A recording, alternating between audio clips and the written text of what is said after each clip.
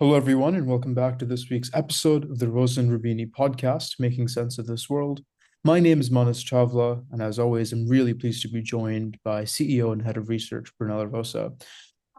Brunello, this week we're talking about the IMF meetings. Yeah, Resilience was a buzzword, you say, at the meetings that happened in DC just a few days ago. Why was resilience, the buzzword, and what is the global economy feeling? What was the consensus after 6 months after the April 2nd Liberation Day tariffs?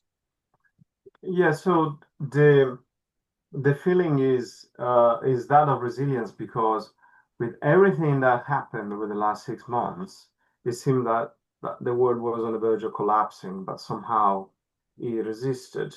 Um, the WEO, which is the World Economic Outlook, which is kind of the flagship publication of the fund that is always published around the time of the IMF meetings, is titled Global Economy in Flux, Prospects Remain Dim. So they kind of show that to some extent the economy is still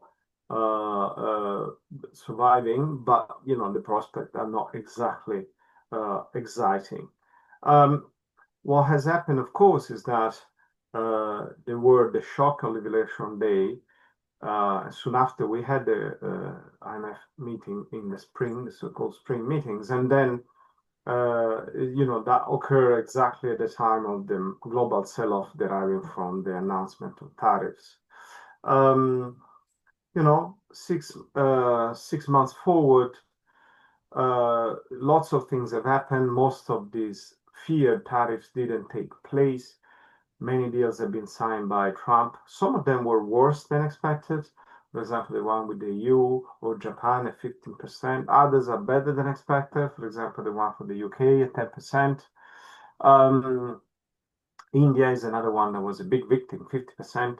So clearly, um, is a mixed, I would say at the very least, a mixed bag. But then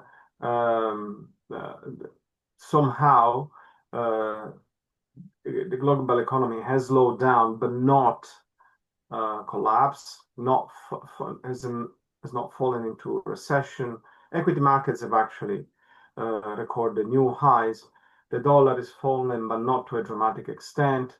Long-term bond yields have risen, but still within reason. So somehow the economy has shown some level of resilience. So the IMF has upgraded the global outlook for growth compared to April, but downgraded compared to last October before the announcement of tariffs, but not by that much, only by 0.1% for the global economy. So I would say that somehow is a bit of sigh of relief for what has happened, but clearly everybody remains very concerned or what may still happen going forward.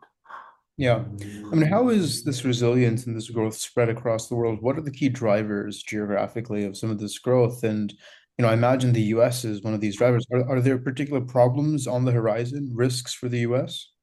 Yeah, so the US remained a stronger driver of the global economy because the investment made in especially tech is such that is delivering little by little the expected result.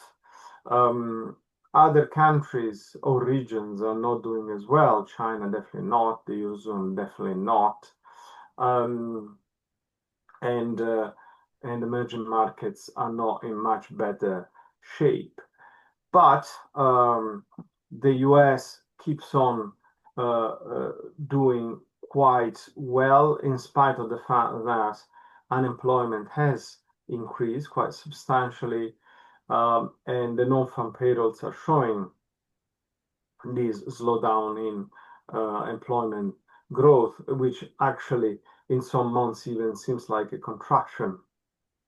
We remember that Trump fired the Bureau of Labor Statistics Commissioner Erika McIntyre. We spoke about it during our podcast previously, accusing her of fiddling with the numbers and manipulating just to put him in a bad light. And so, reality is that those numbers were absolutely unavoidable. If you deport hundreds of thousands of people, if you fire thousands of public employees, eventually this shows up somewhere in the numbers. Okay. Now, what are the real challenges out there?